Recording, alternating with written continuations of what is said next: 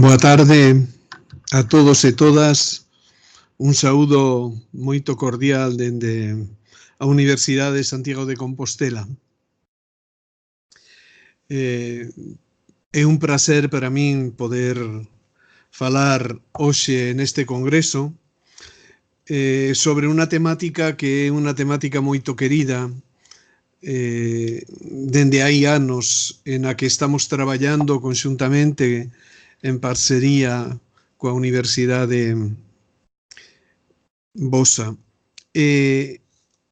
Dende esa perspectiva, e como ten que ser unha conversa un pouco curta para aterme aos tempos que teño marcado, quería organizala en torno a unha primeira introdución cortiña sobre que significa o tema das coreografías na pedagogía actual, o que podes aportar a pedagogía, perdón, o tema das coreografías á pedagogía, e tamén desenvolver un pouco o propio tema das coreografías no que significa unha nova educación ou unha educación que teña que ver coas cousas que neste momento están sendo máis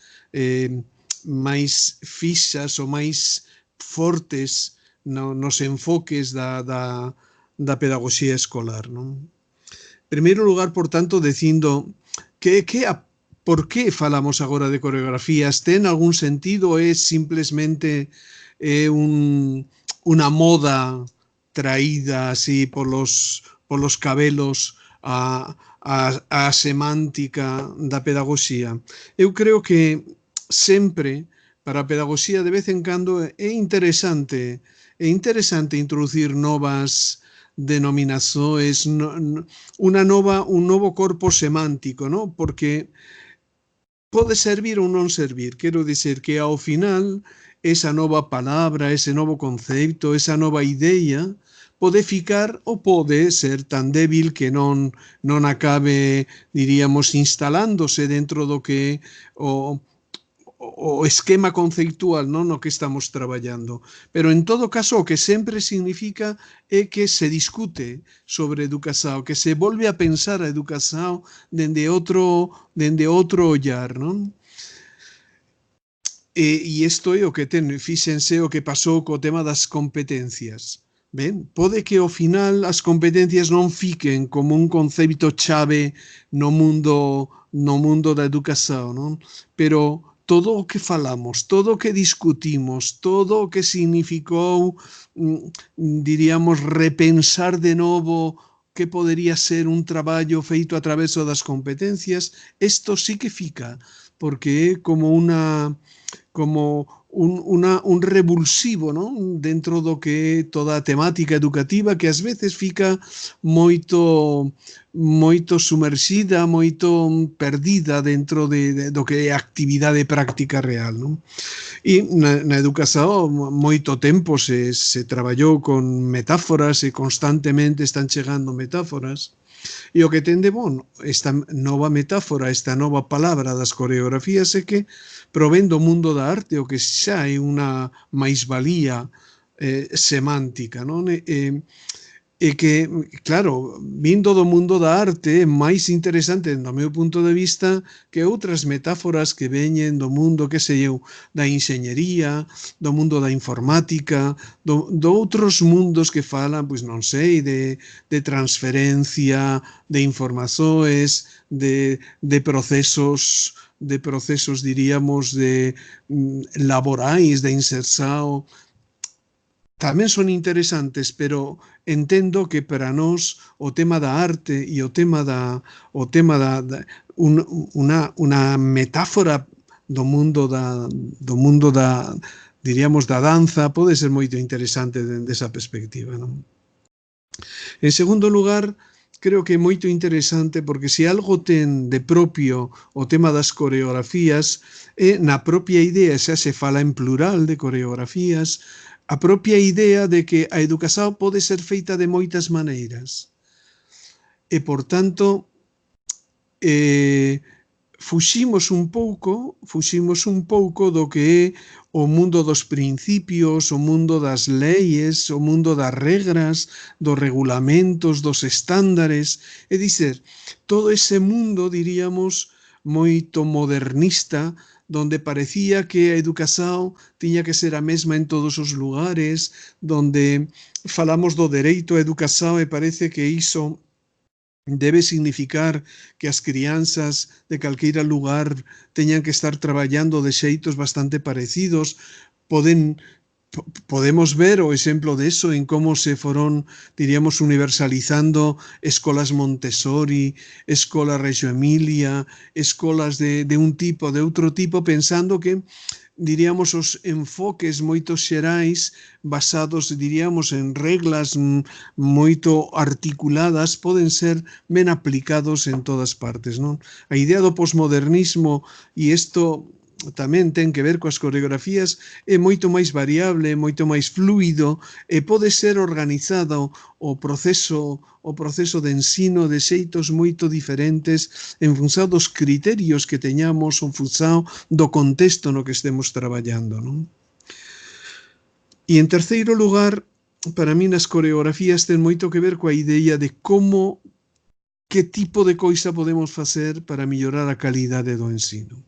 E sendo así que a calidade do ensino en todos os niveis educativos depende moito de como os estudantes están implicados, están engaxados no ámbito do traballo escolar, a pregunta é como poderíamos mellorar a calidade do ensino traballando con modelos, traballando con coreografías diferentes, porque a verdade é que os estudantes de agora son moito diversos do que nós éramos no noso tempo de estudantes, non?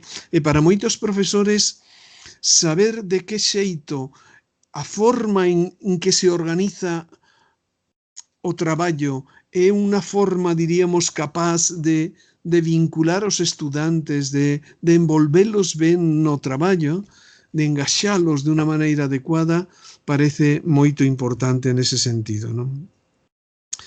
E ademais, fíxense, o tema das coreografías ten moito a ver coa idea do sistema. É dizer, non hai coreografías individuais, non se faz unha coreografía individual para un suxeito, nin sirve moito, non podemos falar de coreografía só por un elemento que nos introduzamos de xeito interesante. A coreografía ten máis esa idea de conglomerado, de sistema, de organización de coisas diversas con unha idea, con unha determinada vontade de facer algo, non? E esta idea é moito interesante neste momento na educación. Moitas veces pensamos é que os estudantes funcionan ben, aprenden se eles son bons. Os profesores ensinan ben se eles son bons. Pero non é verdade iso. Tanto os estudantes como os profesores son un elemento do sistema. Pero é o sistema o que ten que funcionar ben. E, por tanto, a coreografía implica aos diversos elementos que configuran un sistema. Hai que pensar, por exemplo, na importancia que teñen o propio traballo entre os estudantes, o traballo entre os profesores, os diversos aspectos que modificarían a coreografía na que na actualidade estamos traballando, non? Así que tres ideas para min moito interesantes como introdução a todo isto, non? É a idea de que, efectivamente, falar de coreografía significa unha actualización semántica e introducir unha nova palabra que nos leve a facer un novo ollar sobre o ensino e sobre o que pode significar, diríamos, o ensino neste momento, non? En segundo lugar, que é moito situacional o tema das coreografías, que nos leva a pensar a escola, a pensar a educación dende unha perspectiva moito máis vinculada ao propio entorno, ao propio contexto, non? Ten que ser moito diversa unha coreografía no Amazonas de unha coreografía en Sao Paulo, de unha coreografía nunha escola rural a unha coreografía no centro da cidade, de unha coreografía para estudantes universitarios a unha coreografía para crianzas pequenas. Esta é a historia, quero dizer, é como organizar as coisas de xeito tal que non teñan peso só os principios, sino que eses principios tendan a adaptarse, tendan a acomodarse ao que cada entorno. No? E finalmente o tema da cualidade, de como mellorar a cualidade a traverso de buscar aquel tipo de organizações, aquel tipo de orquestações que sexan interesantes para aquel tipo de suxeitos, para aquela situación concreta no que nós estamos traballando, é dicir, que permita aos estudantes engaxarse cada vez máis no traballo que están a facer. E despois esa idea que falaba do contexto do sistema, sobre todo, non? De como a coreografía ten que ver co tema do sistema e de como organizar un sistema. E por iso lle damos moita importancia ás coreografías institucionais, máis aínda que as coreografías didácticas de cada profesor ou profesora que este traballando, non? Porque é a instituizado como sistema, diríamos, máis molar, máis completo no que se está traballando que nos podemos desenvolver o traballo educativo. Non é únicamente no espazo moito pequeno das nosas clases ou do noso entorno. Isto nos levaría a unha nova definición do papel dos profesores. Non é unha definición nova no sentido estricto de dizer que hasta agora non se pensaba máis niso. Non. Sí que era unha idea que xa estaba moito vinculada á idea do que os profesores temos que facer, non?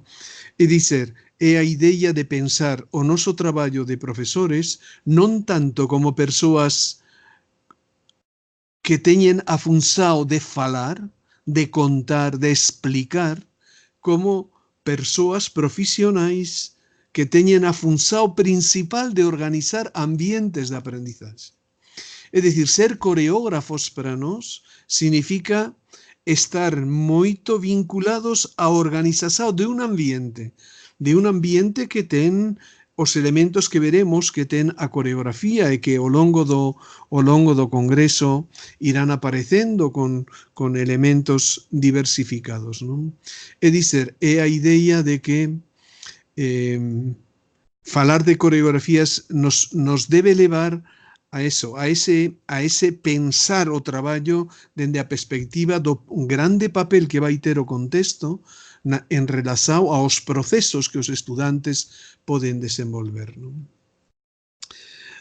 Certo que as coisas, quero dicir, algúns especialistas insisten moito en eso, non hai que deixarse tampouco seducir en exceso non sei, pola dimensión artística ou da dimensión estética que poida ter unha palabra, non? As coisas debemos ser máis racionais e pensar os elementos que isto poda ter consigo, non? E os propios autores orixinais da idea das coreografías eran conscientes dos perigos que isto tiña, non? Eu podo contarvos unha anécdota miña persoal que nun congreso no que eu ia falar de coreografías, o día anterior unha profesora aproximouse onde eu estaba e me dixo: "Oh, que ben, profesor, que boa idea iso de falar das coreografías, estou entusiasmada en relación á súa intervención de amañá." Non?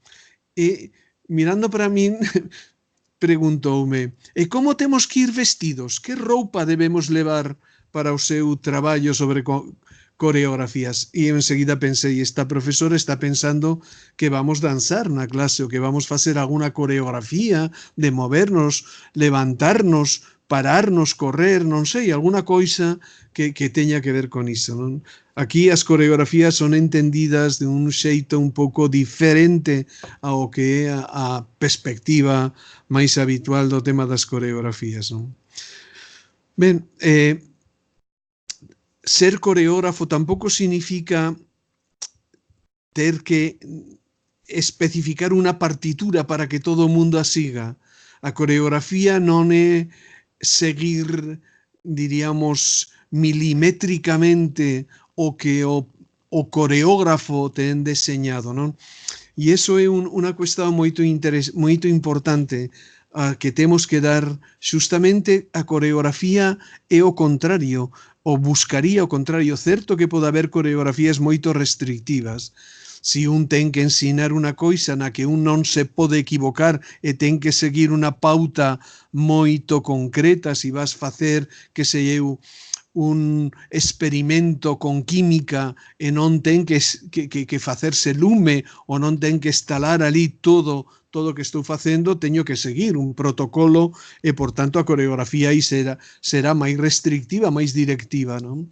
Pero certo é que no traballo habitual o que queremos é xustamente xogar coa autonomía dos estudantes a posibilidade de xerar coreografías que lles permitan a eles moverse dun xeito moito máis, diríamos, autónomo, non? Por tanto, non é unha partitura, non é un esquema, un script que os estudantes teñan que seguir ou que o proceso de ensino teña que seguir. Non é iso a coreografía da que queremos falar, non? Tampouco é un tema libre. É dicer, non é dicer aos estudantes faced o que queirades. Podería ser, pero isto xa sería unha coreografía do outro extremo, diríamos, da que falábamos de partitura, non? A coreografía normalmente se vai establecer entre un conxunto de elementos normados, máis ou menos, por exemplo, os modelos base, dos que falaremos despois, é unha coisa moito máis aberta. É dicer, a idea fundamental é que a coreografía ten que adaptarse ao bailarín, ao danzante, ao aprendiz. É dicer, o aprendiz ten que sentirse suficientemente libre como para expresar, como para utilizar os seus recursos libremente, pero libremente no marco da coreografía que tamén está existindo, non facendo calqueira tipo de coisa de saída fora do que é a coreografía, non? Por tanto, nese equilibrio entre o que a coreografía marca e o que o aprendiz ten que ser capaz de desenvolver pola súa conta, de criar, de ser original, de poñer aquelas cousas que nel son propias e diversas dos outros, aí onde se move a coreografía, non? E, como non queda moito tempo, a idea de coreografía na que estamos traballando non é moito diversa de outros esquemas nos que se ven traballando nas planificacións, non? Unha coreografía ten 4 grandes elementos. Un elemento chave que é anticipación, que é ter unha idea do que se quere facer. Ningún coreógrafo, que claro, ni siquiera no jazz, quero decir, nos teatros, para que cada quen faga o que queira, sempre hai un marco, e a coreografía é ese marco xeral, pero eso teño que pensar de antemán, e teño que ter unha planificación, teño que ter unha perspectiva de conxunto do que nós queremos facer. Entón, a anticipación é o primeiro componente de unha coreografía. Despois, en función de esa anticipación, eu organizo a coreografía externa. E coreografía externa é o conxunto de elementos que eu vou organizar para que esa idea que tiña na cabeza do que quero facer, do que quero lograr, do traballo que teño que facer no marco do proxecto institucional no que estou facendo, pois para que isto poida ser factible, para que poidamos conseguir ese tipo de cousas. Como nos vamos a organizar, que metodoloxía, como organizo os espazos, como organizo diríamos, os recursos que teñamos, o ritmo, que tipo de instruccións doi para os estudantes, todo isto que constitúe esa parafernalia externa, esa organización externa na que vamos traballar. O terceiro gran componente da coreografía, o fundamental, claro, é o proceso interno que un estudante sigue. É dicer, a iso chamamos coreografía interna, que son os modelos base sobre os que se teñen que traballar. A idea dos promotores deste modelo das coreografías era a posibilidade de poder regular estos pasos internos. É dizer, eu a organización externa do contexto, o que vou facilitar é que o estudante poida seguir un proceso máis ou menos regulado para que se consiga, para que a influencia de este contexto externo, de esta coreografía externa, leve a un proceso interno orientado á consecución do que nós quixéramos facer.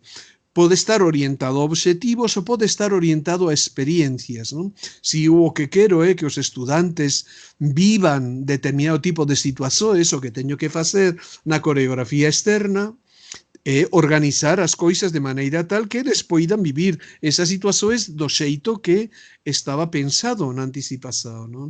Si o que quero é conseguir determinado tipo de produtos ou determinado tipo, diríamos, de obxectivos, o que teño que organizar as coisas é de maneira tal que este proceso que vamos a levar, este tipo de actividades que vamos facer, oriente os estudantes hacia ese tipo de obxectivos que nos estamos propoñendo, non? E o cuarto gran elemento é o elemento, diríamos, do produto, da experiencia final, do resultado final dese proceso de ensino e aprendizaxe. E esta é outra das aportações das coreografías, que estamos traballando unindo o que son os procesos de ensino cos procesos de aprendizaxe, non?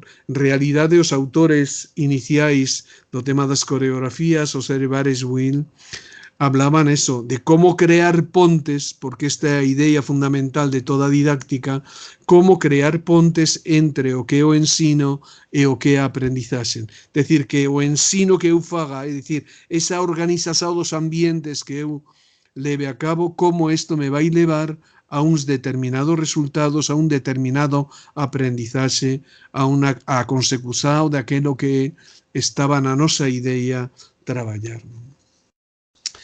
E, bueno, a historia de todo isto, ao final é, claro, se falamos de coreografías, a coreografía vai constituir diversos elementos en relación ao que vai integrar diversos elementos, pero sempre xogando con algúns eixos que me van permitir desenvolver coreografías diferentes, non?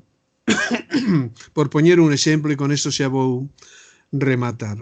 Hai uns días estiven dando unha conferencia en Palermo, en Italia, sobre novas coreografías para a educación de infancia, pero valerían para calquera outro nivel educativo, non? E eu dicía, a pregunta que eu me facía a mí mesmo, como as escolas actuais que traballan con crianzas pequenas poderían alterar a organización que teñen en función de que tipo de elementos? É dizer, se eu fago un tipo de estrela, unha estrela de 8 puntas ou de 7 puntas, se eu sitúo en cada unha desas puntas elementos cruciais no desenvolvemento do traballo desa escola, se tiro de un deles, é dicir, se convirto a un deles no eixo de organización de unha coreografía, o que vai facer esta, diríamos, esta relevancia que eu otorgo a un destes eixos vai ser que o resto dos componentes, o resto dos vértices da estrela se teñen que acondicionar a ese vértice, non? Poñamos, por exemplo, e digo, pensade, unha estrela 6 vértices. Vamos a poñer unha estrela de 6 vértices para facela máis simple. Nunha delas temos o que dicíamos antes, os suxeitos, aprendices, pero sobre todo dende o punto de vista da súa autonomía, da súa cualidade de suxeitos, é dizer, aquelo que eles teñen de diferente dos outros. Por unha, os suxeitos aprendices. Por outra, podo ter o currículo.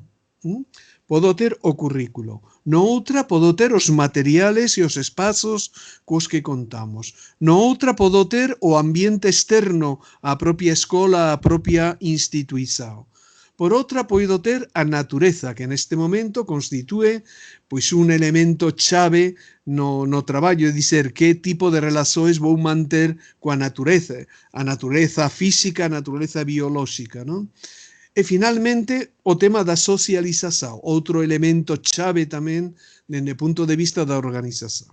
Ben, pensemos, se eu collo calqueira de o currículo, o vértice do currículo e trato de estirar este vértice, de tomar eso como un punto de forza e levar, pois, por exemplo, era educación de infancia. Se eu tomo as escolas de Reggio Emilia, as escolas fundadas nas teorías de Malaguzzi, que dá moita importancia á arte, traballar moito nunha escola sobre a arte, eso vai significar que o tipo de traballo que van facer os estudantes, os materiais e os espazos e a organización, a forma de relacionarnos co ambiente, cos museos, co todos os recursos que teña o entorno, a forma de traballar coa natureza e a forma de organizar as relações dos suxeitos con outros suxeitos de dentro e de fora da escola, vai ter que estar apoyando a este elemento e, por tanto, se vai configurar,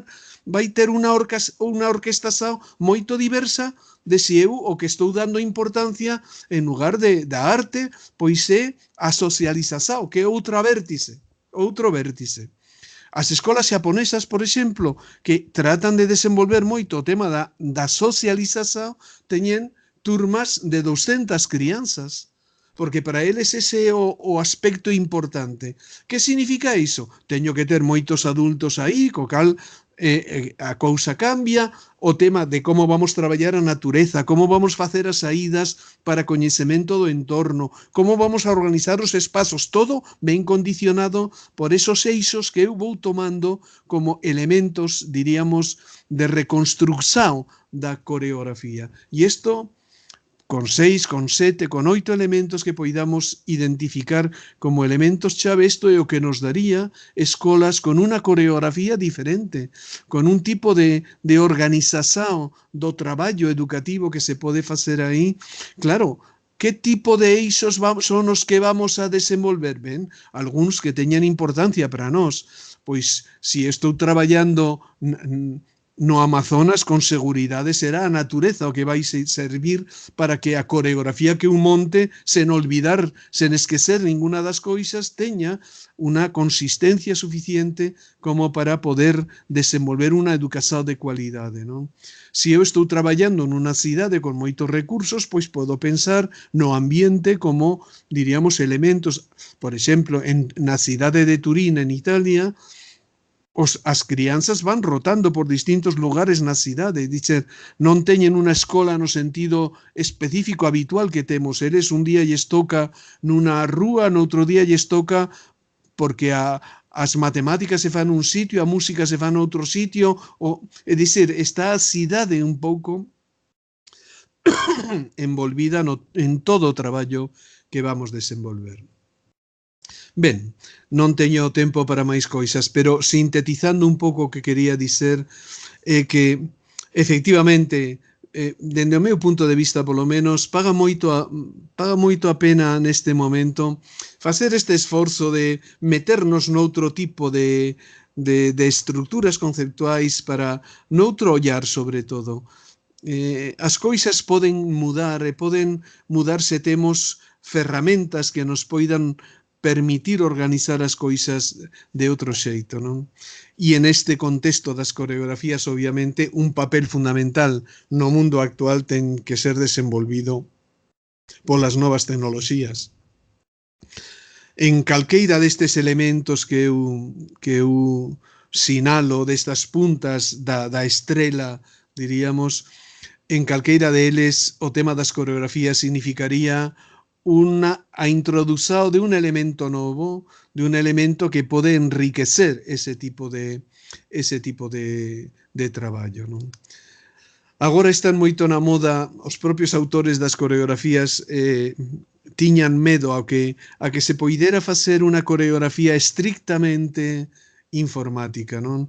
Isto do ensino a distancia, eles, diríamos, dende o seu punto de vista, pero estou seguro que moitos outros que participarán no Congreso van defender outra idea das posibilidades das tecnoloxías como elemento coreográfico chave, non? E me parece moi ben, porque efectivamente no mundo do futuro con seguridade isto acontecerá, non?